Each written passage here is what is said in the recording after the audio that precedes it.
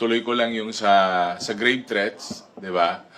Wala yatang universe na magsasabi na hindi po grave o mataas na krimen ang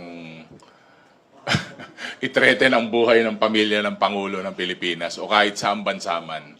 Parang walang magdi-disagree nun, except the great philosophers. Pero yung mga pilosopong yan, at saka yung mga henyo na nandyan, kahit nga dun lang sa word na grave threats, pwede mo nang kunin yung sagot eh. Di ba? Grave. Ano yung kasunod ng grave? Threat. Ano yung grave? Libingan. Di ba? Kung kukunin mo yun, grabe. Kung tatagalugin mo yung grave, grabe. Grabing threat. So, kahit na pilosopohin mo rin yung sagot, wala rin sila mapapalusot kasi it's just there. Nakalatag na kaya. It's so obvious na anong palusot pang hahanapin mo dyan sa mga ganyang bagay.